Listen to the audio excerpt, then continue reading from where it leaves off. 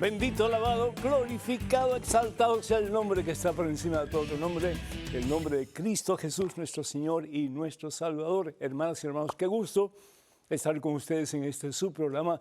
Conozca primero su fe católica. Soy el Padre Pedro Núñez. Ya estamos avanzando en el 2022, ¿verdad que sí? Pero bendito sea Dios. Eso significa que cada día estamos más cerca de ese que es nuestra meta y nuestra esperanza, que es Jesús el Señor. Por lo menos para algunos de nosotros como yo, ¿no? Pues definitivamente. Hoy tenemos un programa que yo creo que va a ser de mucho provecho para todos y cada uno de ustedes.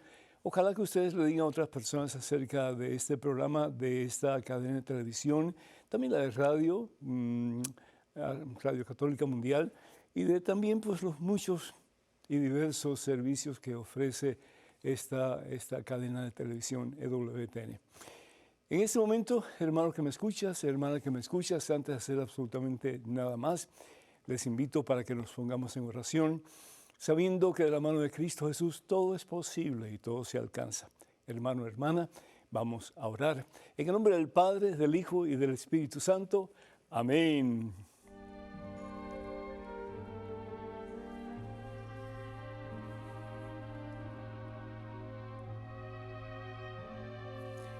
Padre bueno, Padre santo, Padre amantísimo, Padre misericordioso.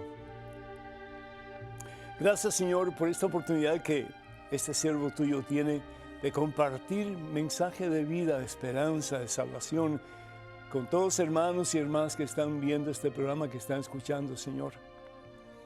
Una bendición muy especial para todos y cada uno de ellos. Levanta, Señor, al que se siente triste, desilusionado, sin fuerzas, al que se siente deprimido, Señor, al que siente que ya no tiene futuro su vida, que ya no hay esperanza para él. Sí hay esperanza para ti, hermano, sí hay esperanza para ti, hermana, y su nombre es Jesucristo, en quien todo lo podemos, aún los momentos más difíciles de nuestra vida. Si ponemos nuestra confianza en Dios, si ponemos nuestros ojos en Jesús, el mal no puede vencernos, y un día nuestra será la corona de la victoria, que es el cielo. Doy gracias a Dios por ti, hermana. Bendice, Señor, esta hija tuya tan amada por ti. Cuídala, protégela de todo mal y ayúdala para que pueda seguir creciendo en estatura y en santidad ante tu presencia, ante el mundo entero. Como dicen los católicos, los cristianos, tenemos que aprender a nadar cuesta arriba como salmones. Cuesta arriba, no con lo que hace el mundo, no con lo que dice el mundo sin Dios, no lo que nos invita el mundo a hacer sin Dios, pero cuesta arriba, en contra de lo que el mundo nos invita a hacer sin Dios, para hacer siempre y en todo momento tu santa voluntad, Señor. Bendice, Señor, a tus hijos, a tus hijas. Bendice a todos los miembros de sus familias en este momento, Señor. Santifícalos, mi Dios, y cólmalos, Señor, del deseo cada día más grande de ser reflejos de ese que nos invita a caminar con Él, que es Jesús el Señor. Ve detrás de tus hijos, oh Dios, de cada persona que está viendo, escuchando estos momentos. Ve detrás de ellos para protegerles, mi Dios. Ve delante de ellos, Señor. Tú que eres el buen pastor, Jesús, indícales el camino que deben de seguir. Ve con ellos, Señor. Ve delante de ellos y ve sobre ellos, Señor, para bendecirles en este día y por siempre. En el nombre del Padre, del Hijo y del Espíritu Santo. Amén. Gracias, Señor. Bendice a nuestro Dios y bendice a Santa Inés de Roma, de quien vamos a hablar un poquito más tarde. Así sea, mi Dios. Amén.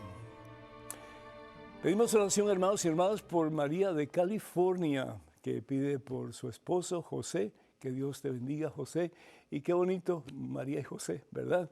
Que el Señor les bendiga en abundancia hoy y siempre. Ricardo de México pide oración por su hermano Jaime, por su esposa Norma, Elizabeth, y por su hijo Oscar. Que Dios les bendiga en abundancia y que puedan amarse cada día más y más unos a otros y amar a Cristo Jesús con toda la fuerza de sus corazones. Rosario de México pide oración por su hija Edelmira y también por Saúl Manuel. A todos ustedes muchas bendiciones y pues nuestras oraciones están con ustedes. Betania de Brooklyn, New York, le agradece al Padre el programa tan instructivo. Gracias, Betania. Sobre el verdadero significado de esa fiesta pagana que es Halloween. Y pido oración por el Santo Padre Francisco. Pues ahí nos unimos todos en oración por el Papa Francisco, que el Señor lo guíe con mucha sabiduría, mucho discernimiento y mucha fe en el camino que Dios tiene para él. María de Illinois pide oración por ella y por su familia. Que el Señor les bendiga a todos. María, en superabundancia. Y Rosa de Cuenca, Ecuador, pide oración por la conversión de su hijo Jonathan. También Yolanda de Chihuahua, México, gracias, pide oración por su hermana Laura Elena. Y yo quiero pedir pues también por Debbie Calante, por Isi Calante. Pido por Debbie que ella ya termine su misión aquí en la tierra, que reciba la corona del cielo.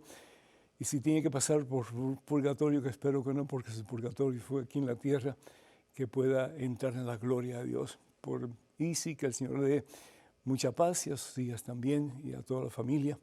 Que el Señor bendiga también pues al papá, al tío de Cindy Cuellar, que murió recientemente, que le dé también la corona de los santos, y a todas las personas que han fallecido recientemente, que el Señor les acoja en sus brazos y les dé la gloria. También pedimos por todos aquellos que solicitan oración a través de nuestras redes sociales, y las redes sociales que están al alcance de este servidor son las siguientes. Los únicos medios oficiales de las redes sociales del Padre Pedro son las siguientes. Facebook, por favor, comuníquense con nosotros a través de facebook.com/P. Pedro Núñez.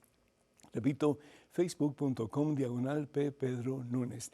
También estamos en Instagram y en YouTube y en Twitter. Para comunicarse con nosotros, por favor, vayan a Padre Pedro Núñez.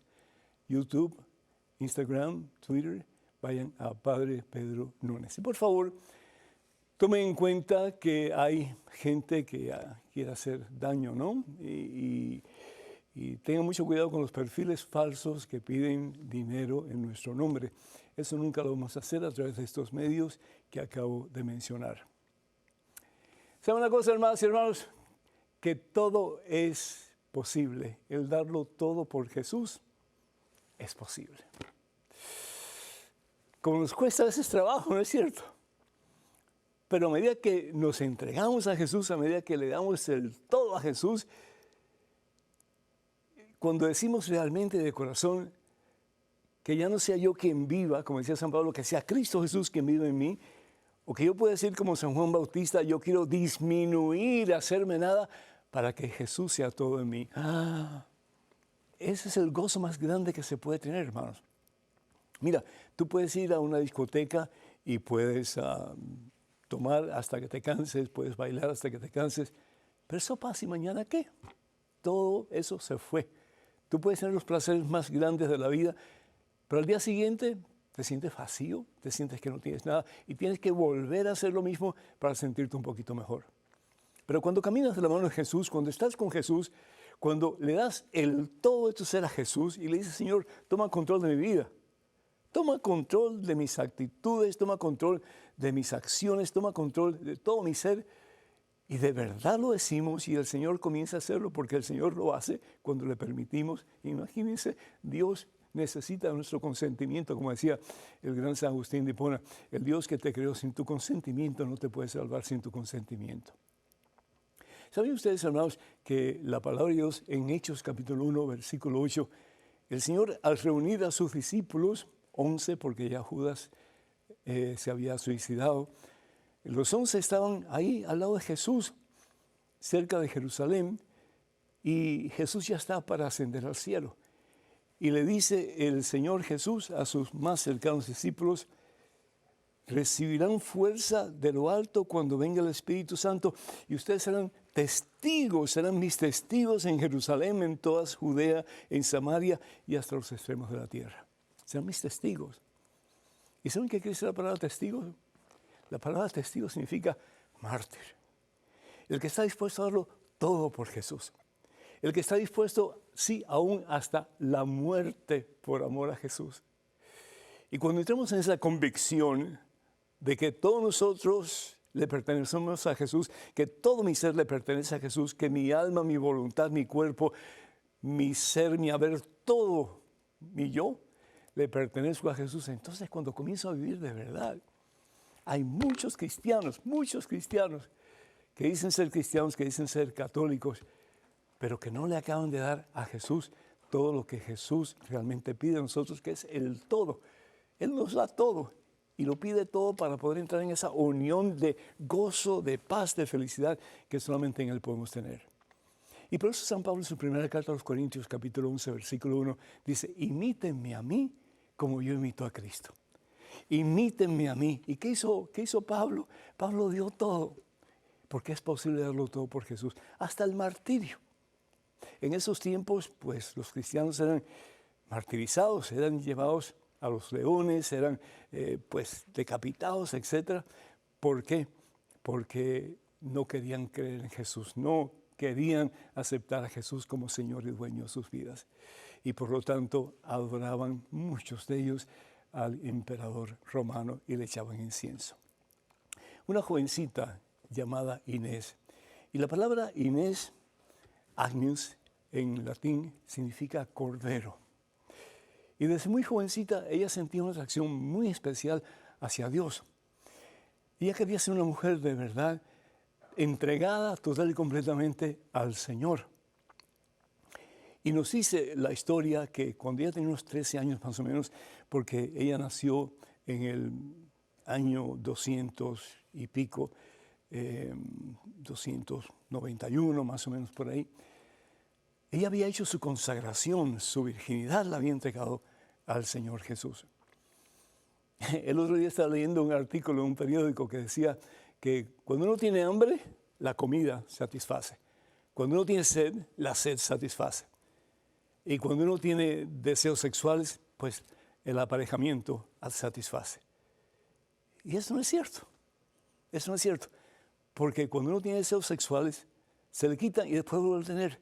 Y cuando uno tiene sed, se le quita y después vuelve a tener. Y cuando uno tiene hambre, se le quita y después vuelve a tener.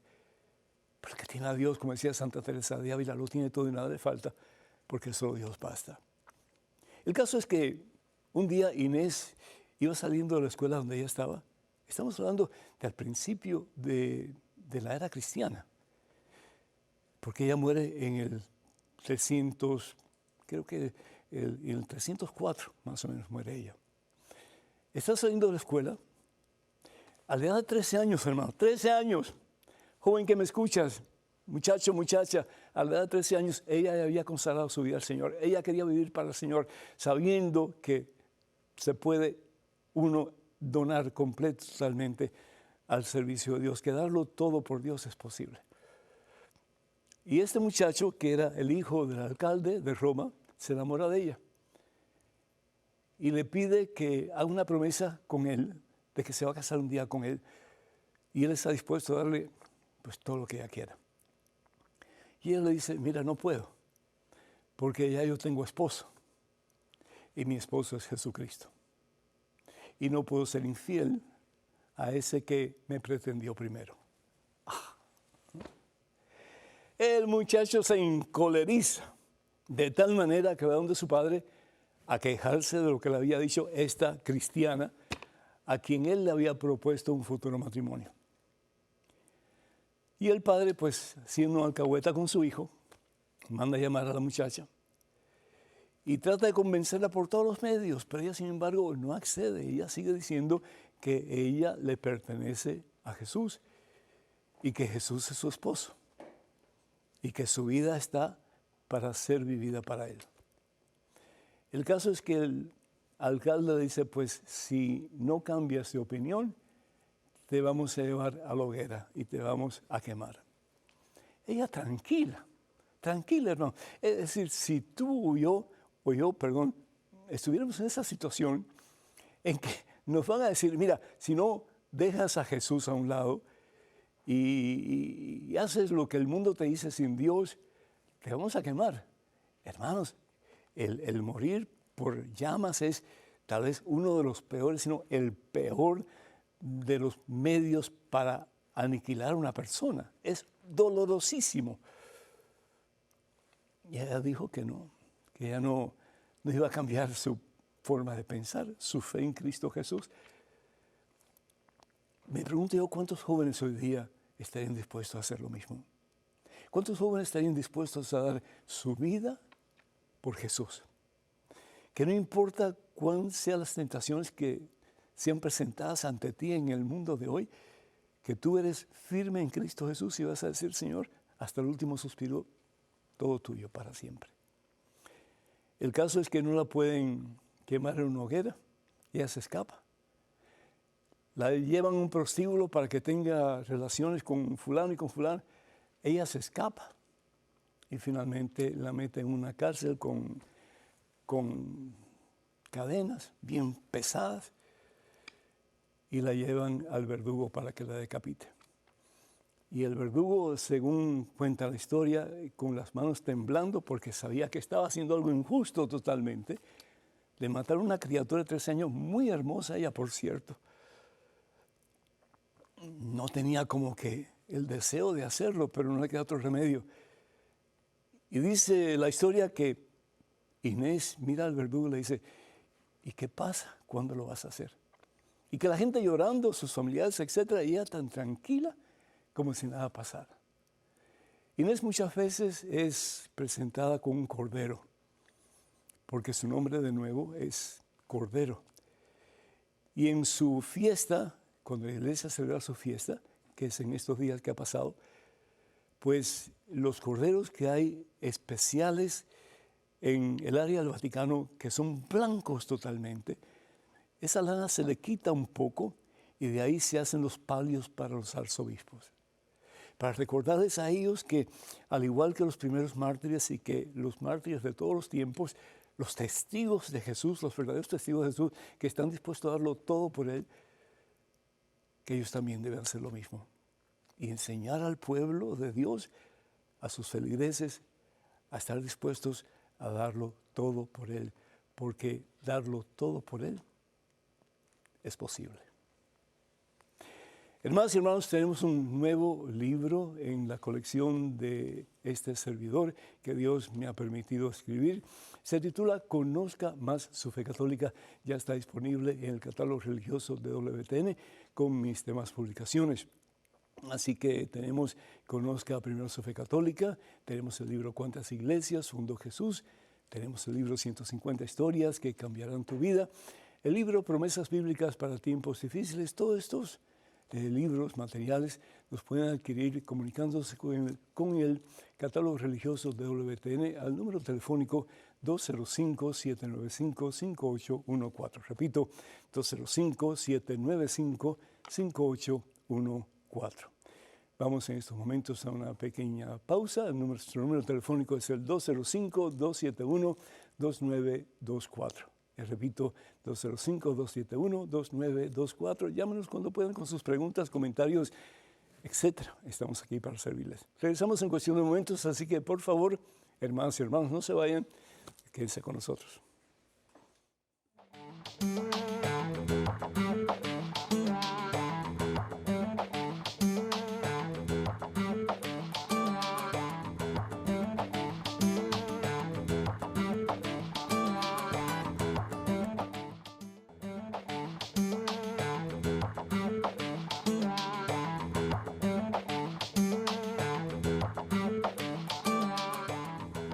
Bendito, alabado, glorificado, exaltado sea el nombre de Cristo Jesús, hermanos y hermanos. Qué alegría estar con ustedes en este primer segmento de su programa Conozca primero su fe católica. Soy el Padre Pedro Núñez. Tenemos a María Elena de Ciudad Juárez, Chihuahua, México, vía telefónica. María Elena, ¿me escuchas? Sí, Padre Pedro. Que Dios te bendiga, María Elena. Un gusto platicar contigo. Adelante, por favor. El gusto es para mí tener el privilegio de escucharlo. Tenía muchas ganas de hablar con usted, usted, Padre Pedro. Con Mire, todo mi gusto. pregunta, Sí. Padre Pedro, es si existe la brujería. Claro que sí. Porque mire, padre, yo era muy feliz hace algunos años, era muy feliz con mi esposo. Ajá. Y él adoraba a sus hijos, él los amaba a sus hijos. Y de la noche a la mañana cambió todo. Haga de cuenta que como que él me aborrecía, como que así, Ajá, ajá, te algo entiendo. así por el estilo, ¿verdad? Ajá. Él, mi niñito, el más chiquito, tenía como 2 años cuando él se fue de la noche a la mañana y se olvidó de ellos, se fue. Él se juntó con otra señora, ¿verdad? Que Ajá. ella llevaba otra niña de 6 años y se olvidó completamente de sus hijos.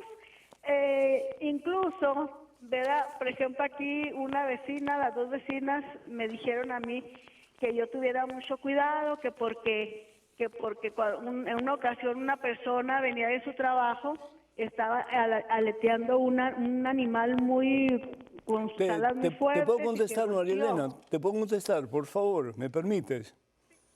¿Me permites contestarte?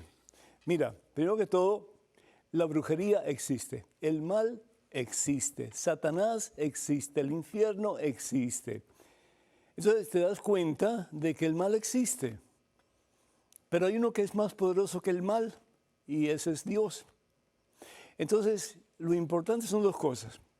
Primero que todo, si tu esposo realmente te amaba, como tú dices que te amaba, si amaba a sus hijos como tú dices que amaba a sus hijos, mira, ni los poderes del infierno jamás podrán hacer que tu esposo cambie de punto de vista, a no ser que él se abra al mismo poder del maligno.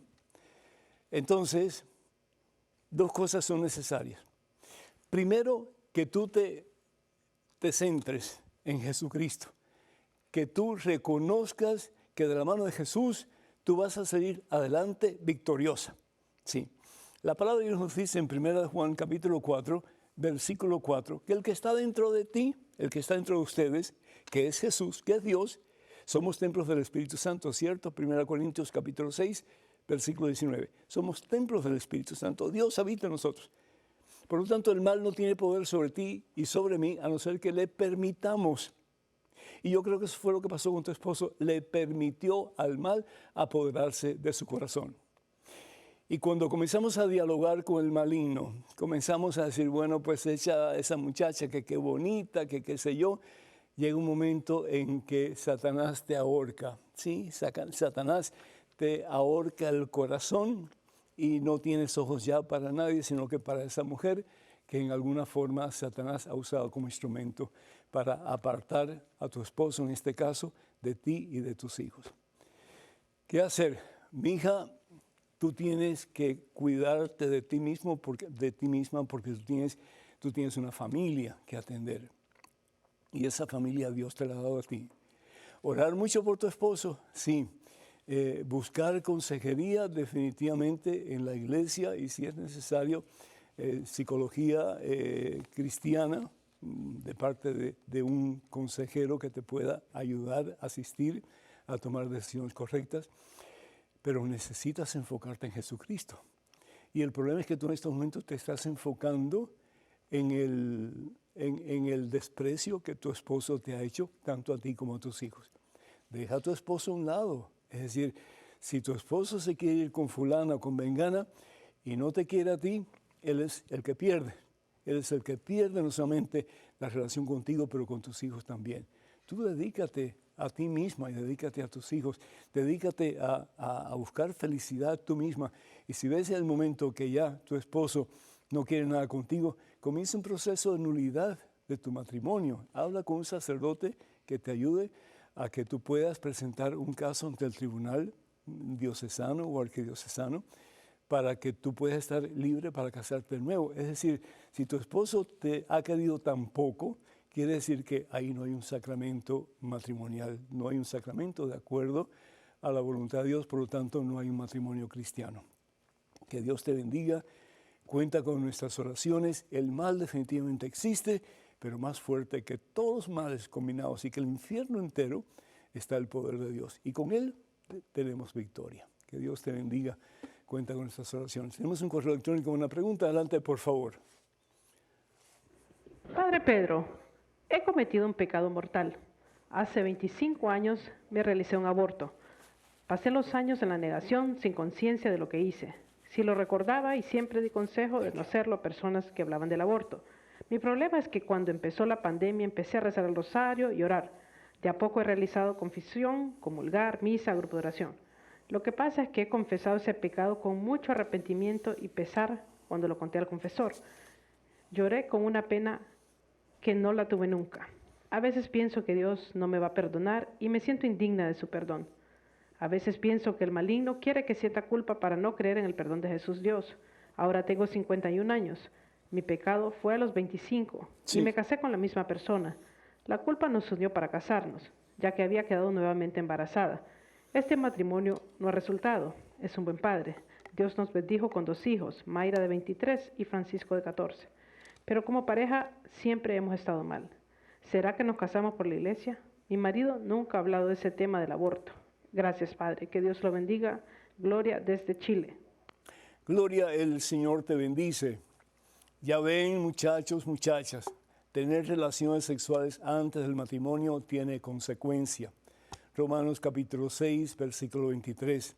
La consecuencia del pecado es siempre la muerte. Es decir, no necesariamente muerte física, pero es muerte, ausencia de Dios en nuestras vidas. Y tomamos una decisión mala y después otra mala y después otra mala y así nos vamos hundiendo y eso es lo que el maligno quiere.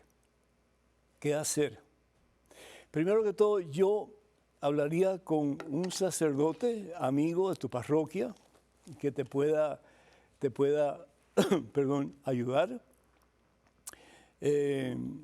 a hacer las cosas bien hechas, porque a veces cuando estamos en esa situación, nos es muy difícil tomar decisiones claras y concisas que nos ayuden a hacer lo correcto.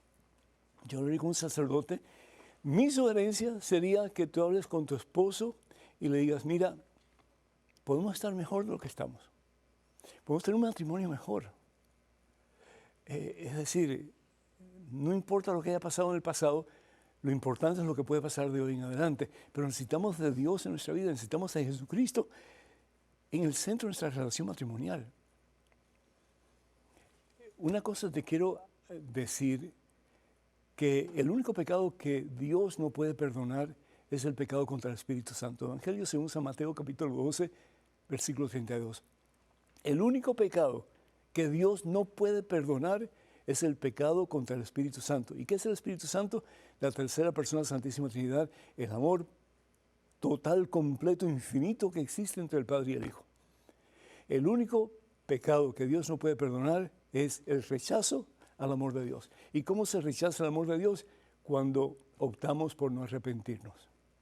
Pero tú estás arrepentida, tú te has confesado y tú has recibido el perdón de Dios, pero tú no te acabas de perdonar a ti misma. Y eso yo estoy seguro que ha hecho muchos estragos en tu relación matrimonial.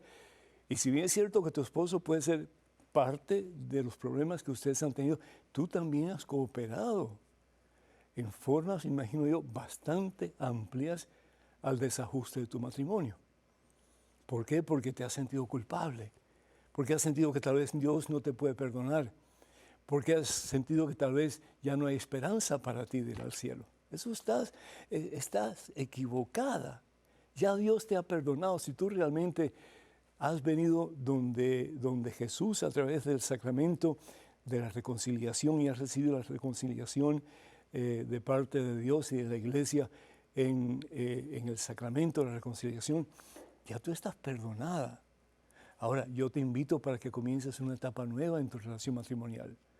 Que con tu esposo, si es posible, vayas donde un sacerdote que les ayude a dialogar entre ustedes y a tomar pues decisiones bien sencillas tal vez, pero bien positivas para que un día ustedes puedan tener una relación sana, una relación santa, una relación de acuerdo a la voluntad de Dios, no solamente para el bien de ustedes, pero de sus hijos también.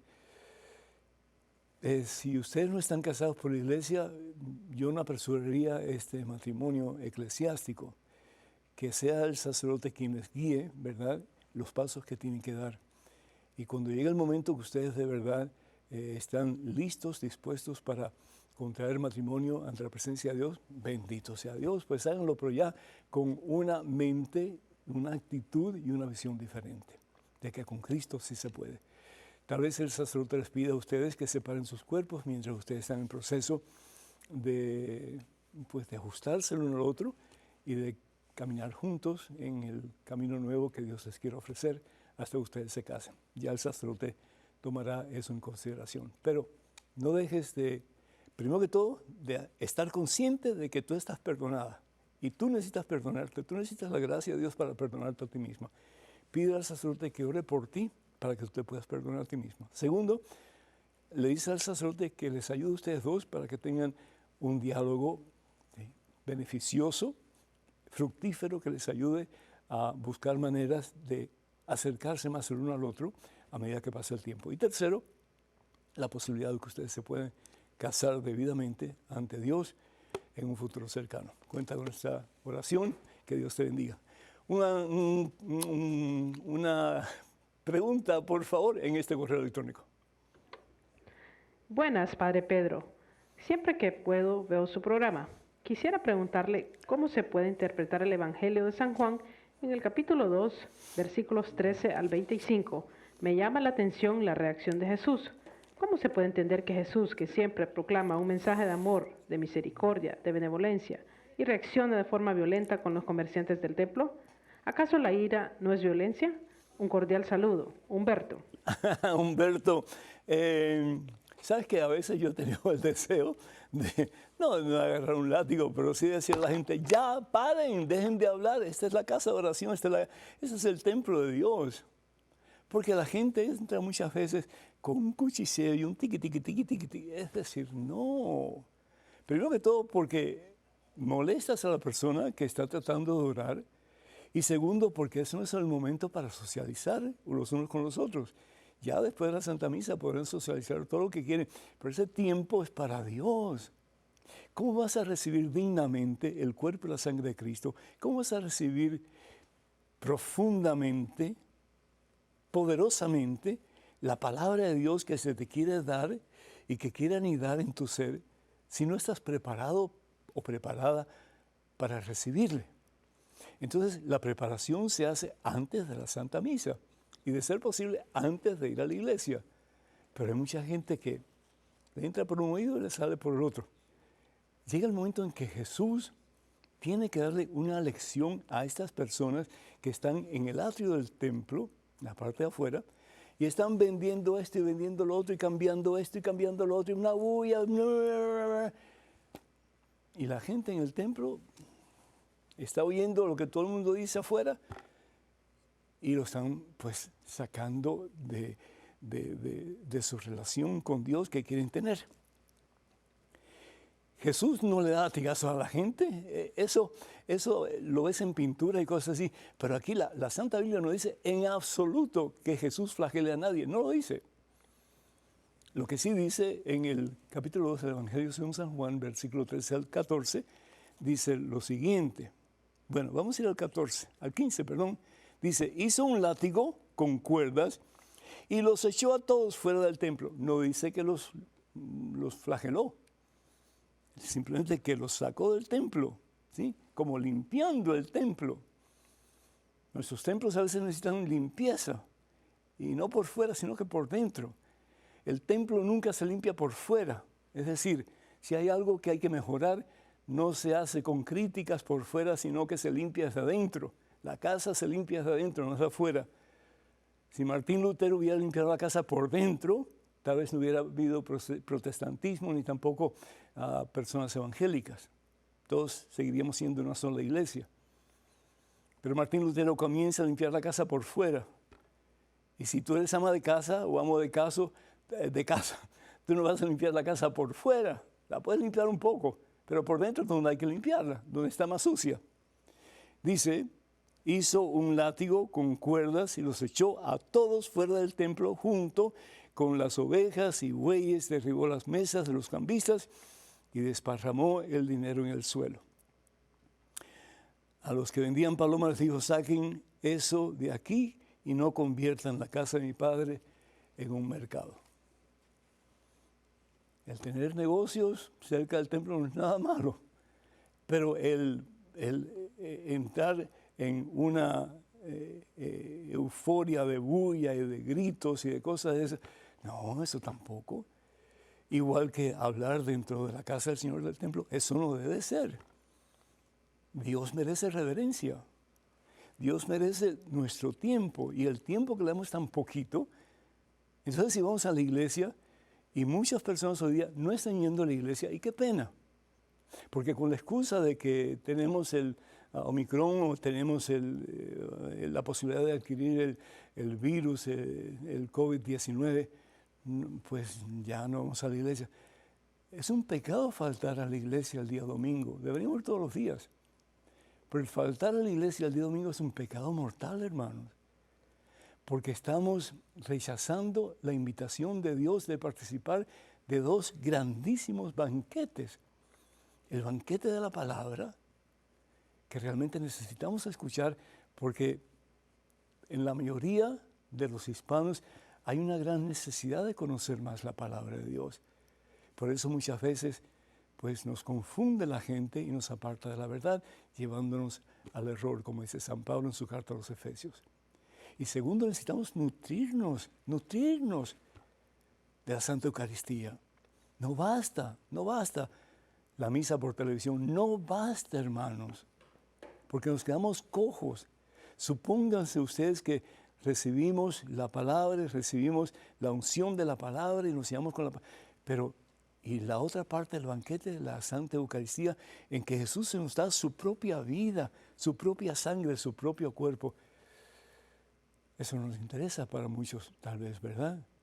Estamos con más miedo de adquirir el virus que de recibir la vida que Dios nos da en Jesucristo. Cada cual tiene que hacer lo que cada cual piensa que debe hacer, pero por el amor de Dios pensemos un poco, porque también nuestros templos, nuestra alma, tal vez puede ser que necesite un poco más de limpieza. Tenemos un correo electrónico con una pregunta. Adelante, por favor. Padre, espero esté bien. Tengo una hija soltera de 28 años, bautizada católica, tienen todos los sacramentos. En una app de solteros encontró un joven con el cual está saliendo. Él es de la India, no tiene religión. Su papá es hindú y su madre católica o cristiana. No estamos seguros. Si mi hija llegara a formalizar algo con este joven, ¿ella puede casarse por la Iglesia Católica con él? ¿Mi hija caería en algún pecado por buscar un joven ateo, aunque él asegura creer en Dios? Yo como madre, ¿qué postura debo tomar ante esta situación? ¿Lo rechazo o lo acepto? ¿O cuál es mi camino? Dios lo bendiga. Gracias. Estela. Estela, que Dios le bendiga a usted, a su hija, a toda su familia. Primero que todo, yo veo esto no como un obstáculo, sino como una posibilidad de llevar un alma a los pies de Cristo Jesús. La Iglesia Católica no tiene ningún inconveniente en casar a una persona no cristiana con un católico, en absoluto. Solamente hace falta la dispensa del obispo y pues, por supuesto, pues la ayuda, el apoyo pastoral, es decir, catequético sobre todo, de un sacerdote que sepa lo que está haciendo y lo que está diciendo.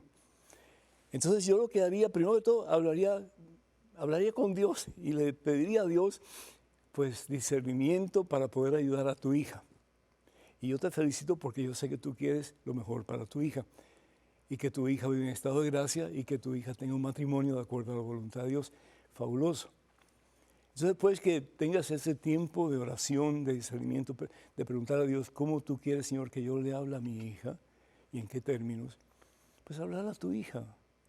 Tu hija está buscando pareja y tu hija no se quiere quedar sola por el resto de su vida. Y pues hay personas que sí están dispuestas a quedarse solas, pero hay personas que por alguna razón necesitan de una pareja. Y este puede ser el caso de tu hija. Entonces hablaría con ella y le propondría la posibilidad de que se casen por la Iglesia Católica, sin que ella se sienta como que aplastada por tu punto de vista o por tus palabras, etc. Y le hablarías, si es posible, si tú le puedes hablar, de lo que es la maravilla del sacramento del matrimonio. En lo que tú puedas, en lo que tú puedas. E invitarla a ella para que hable con su futuro esposo, para comenzar un proceso en la iglesia. En inglés se llama RCIA, en español se llama RICA. Es un proceso de conocimiento más profundo de lo que enseña la iglesia y por qué lo enseña. Creo que sería bueno si ellos pudieran tomar ese curso. Si lo pueden tomar, bendito sea Dios, porque le va a aclarar a él muchos conceptos e ideas sobre la Iglesia Católica que tal vez no tenga, sobre Jesucristo que tal vez no tenga, sobre la Biblia que tal vez no tenga, etc. Y eso seguro que va a poder ayudar a tu hija a tener un conocimiento más claro y más profundo de lo que ella dice creer, que es lo que enseña la Iglesia Católica. Y deja que el sacerdote sea quien los guíe a ellos. Si al fin y al cabo, pues, él decide no casarse por la iglesia, pues es decisión de ellos. ¿Qué dice el Señor Jesús? Límpiate el polvo de tus sandalias y sigue adelante. Ora por ellos. Es todo lo que puedes hacer. Y si te hacen alguna pregunta, respóndela para que ellos por lo menos abran un poquito sus mentes a la posibilidad de un futuro de casarse por la iglesia. Pero si ellos aceptan pues este proceso de catequesis, que es RCIA o RICA, yo creo que vas a ganar un hijo. Yo creo que vas a ganar un hijo. Más aún, vas a ganar un alma para Cristo. Cuenta con nuestras oraciones. Dios te bendiga. Tenemos en estos momentos un correo electrónico. Una pregunta, adelante, por favor. Mi nombre es Juan Esteban López. Vivo en Colombia y tengo 9 años. Primero, para empezar, me gustaría que me diera su bendición, Padre. Tengo varias preguntas. Primera pregunta. En la Biblia dice que el mundo se formó en 7 días, pero la ciencia dice que se formó en miles de años y en la Biblia solo se habla de Adán y Eva, pero no se habla ni de los dinosaurios ni de la prehistoria. ¿A qué debo creer? Estoy confundido. Segunda pregunta. Esta tiene que ver con las iglesias paganas. Digamos que yo estoy en una Eucaristía falsa. ¿Cómo puedo darme cuenta si la Eucaristía es falsa? Disculpe tantas preguntas, pero es que estoy confundido. Gracias. Bueno, Esteban, muchísimas gracias, que Dios te bendiga. Y a la edad de 9 años, pues tienes una mente muy alerta, muy despierta. Felicidades. Primero que todo, mira, no hay contradicción entre la fe y la razón. Y uno que escribió una carta encíclica, que ojalá algún día puedas leer, porque es muy interesante, pero bastante profunda, y es un poquito difícil en algunas de sus terminologías, fue el Papa Benedicto XVI, el Papa Emérito Benedicto XVI, que escribió precisamente sobre eso, y yo estoy seguro que la escribe junto con otro gran Papa, que es el Papa Juan Pablo II. El caso es que lo que habla esa carta encíclica es que no hay oposición entre la fe y la razón o la ciencia. ¿Qué es lo que hace la ciencia? Decir, bueno, pues aquí hay un libro, vamos a estudiar la composición del libro, vamos a analizar sus diferentes páginas, sus diferentes materiales, etc. Y así podemos llegar a una conclusión de lo que realmente es este libro que se conoce como la Santa Biblia. La fe es diferente. La fe lo que trata de enseñar es cómo se creó todo, incluso el medio que hubo para organizar o para empastar o para hacer este libro que conocemos como la Biblia. Son dos cosas diferentes. Cuando, por ejemplo, se habla de Adán y Eva, Adán significa hombre de barro. Es decir, Dios crea al hombre de barro, es decir, de la nada. Y del hombre, Dios crea a la mujer. Al hombre le da el nombre de Adán, hombre de barro, y a la mujer, madre de la creación o madre de la humanidad. Lo que está diciendo la palabra de Dios es que Dios es el que crea. La ciencia puede decir, bueno, el hombre tiene cabeza, el hombre tiene torso, el hombre tiene extremidades, etc. Y está compuesto de tantas moléculas, de tantos átomos, de tantos neutrones, positrones, etc. Pero, ¿quién creó todo eso? ¿De dónde viene todo eso? Se habla, por ejemplo, del Big Bang. ¿Sabías tú que el Big Bang fue descubierto por un sacerdote católico? ¿Y qué es lo que nos dice el Big Bang? El Big Bang lo que nos está diciendo es que en el principio, como dice la palabra de Dios, todo estaba en una especie de desorden. No había realmente como que un orden en lo que se había creado por Dios. Y Dios es orden, y Dios es un Dios de orden. Por eso Dios interviene en lo creado y a través del Big Bang, lo más probable, a no ser que haya habido otra explosión anteriormente, pero la materia la crea Dios. La materia la crea Dios. El ser humano no puede crear materia. Uno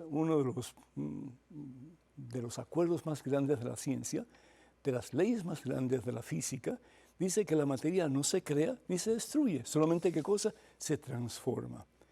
Tú puedes tomar un árbol y hacer pues un podium, ¿verdad? Una mesa, una silla, pero tú no puedes crear un árbol, darle vida, no puedes. La vida es de Dios. Por eso Jesús dice, yo soy el camino, yo soy la verdad, ¿qué más? Yo soy la vida, Dios es vida. Y Dios es el que te da vida a ti, me da vida a mí. Entonces, ¿qué estamos diciendo cuando hablamos en el libro de Génesis de que Dios crea en 7 días? Es que los días en el tiempo antiguo son muy diferentes al concepto que tenemos de día hoy día. Para nosotros, día representa 24 horas, ¿cierto? Pero es un concepto relativamente moderno. El concepto anterior, sobre todo de los judíos en estos tiempos, se llamaba Yom. Un Yom era una época. Y una época que podía durar para nosotros 2, 3, 7, 10 años, o podía durar infinidades de años. Sabemos hoy día que la Tierra tiene más de 10 millones de años. La Tierra tiene más de 10 millones de años. Claro que hubieron dinosaurios. Claro que hubieron reptiles que uno ni conoce y que desafortunadamente fueron extinguidos. Pero al escritor bíblico no le interesa eso.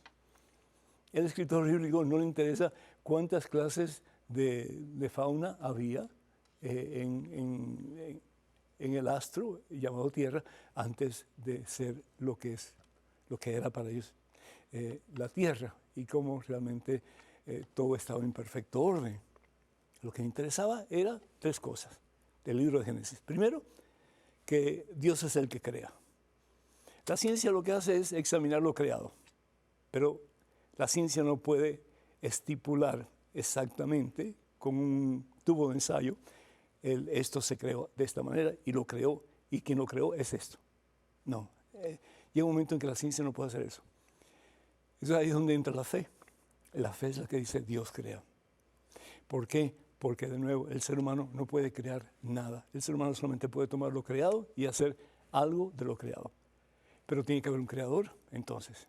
Y ese creador que hace que el Big Bang se establezca y que estalle todos esos cuerpos diferentes y que se formen diferentes astros y diferentes planetas, incluso Tierra, pues eso es una obra de Dios.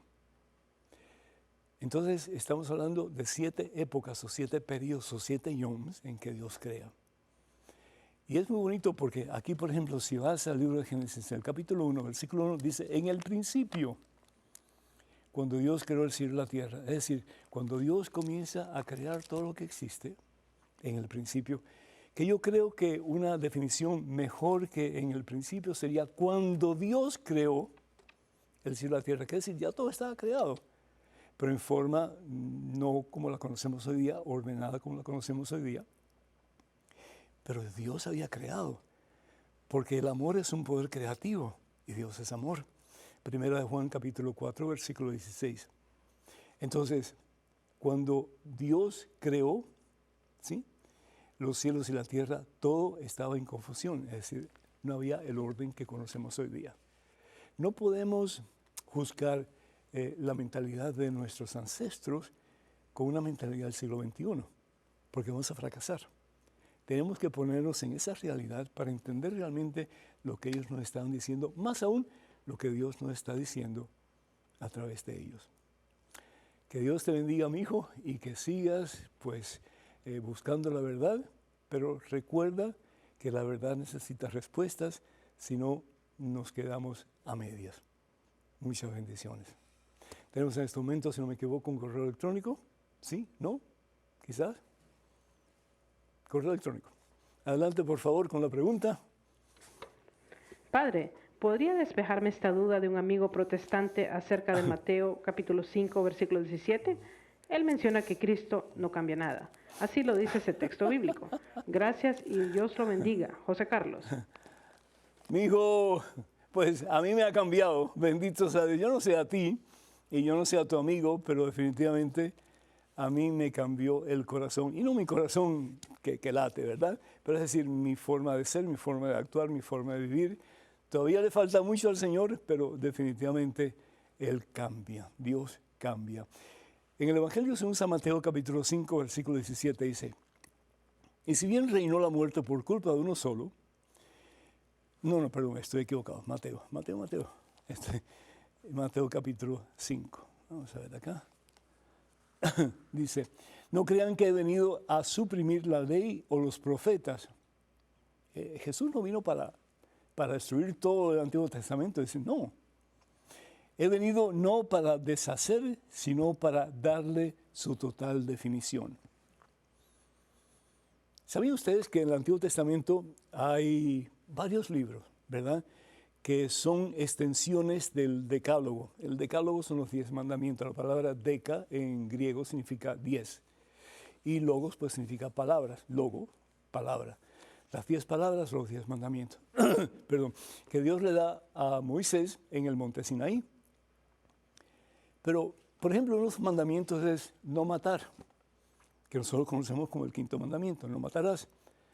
Ahora, ¿a qué se refiere Dios con no matarás? ¿Se refiere a no matar una hormiga?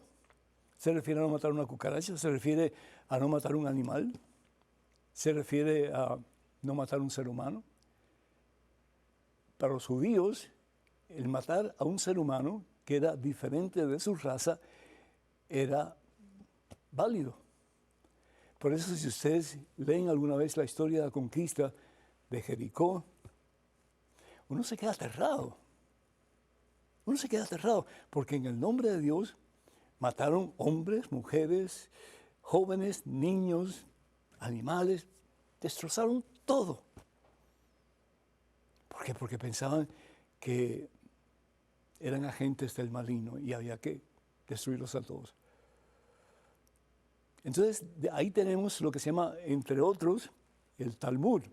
Y en el Talmud se encuentran 613 leyes que son derivadas de los 10 mandamientos. ¿Verdad? Que si puedes caminar tantos pasos el día sábado, que si puedes rasurarte el día sábado, que si tienes que tener los bucles o los moños de tal manera, si estás casado, si no estás casado, si puedes comer tal comida o no tal comida, si puedes ayudar a una persona que está muriéndose, si puedes acercarte a una persona que está sangrando o no, y te van a decir que no. Y eso dice, un momentito, la ley lo que nos habla es del respeto al ser humano. Bien decía Benito Juárez, un gran líder mexicano en su tiempo, la paz es el respeto al derecho ajeno. Eso es. Pero Jesús, vamos mucho más allá todavía, porque Jesús es paz, Él es la paz. Y lo que Él dice es que tenemos nosotros que amarnos los unos a los otros. Es un mandamiento nuevo. Evangelio según San Juan, capítulo 13, versículos 34 y 35. Ámense. ¿Hasta qué punto? Hasta el punto que yo los he amado. Como hizo Inés de Roma, si fuera necesario. Como hizo San Pablo, si fuera necesario. Como han hecho tantos cristianos mártires a lo largo de la historia, si fuera necesario. Como debe ser tú y como debe ser yo, siendo mártires en el sentido de decirle no a lo que sabemos que no es de Dios, para hacer en todo momento y circunstancia en nuestra vida su santa voluntad. Que Dios nos ayude para que nosotros podamos dejar que Jesús cambie nuestros corazones. Tiene mucho que cambiar, pero hay esperanza, porque en Él todo se puede. Lo importante es que estemos dispuestos a darlo todo por Él. Y ahí vamos a ver la gloria de Dios. Escríbanos con sus preguntas, sus comentarios a padrepedro@ewtn.com. padrepedro@ewtn.com. Les invitamos para que oren por nosotros y para que envíen sus donativos cuando puedan a la siguiente dirección. Y la dirección, pues, por supuesto, es ewtn.com y el resto, pues, no lo sé, pero ahí lo van a poner en pantalla. Así, muchas cosas en la cabeza al mismo tiempo, hermanos y hermanos, que Dios nos bendiga en abundancia, que sigan creciendo en santidad, como Inés, como Pablo, como Pedro, como tantos a lo largo de la historia. Y sí, ¿por qué no? Un día vamos a decir como tú y ojalá que como yo también. Dios les bendiga, Padre, Hijo, Espíritu Santo. Hasta la próxima, Dios mediante.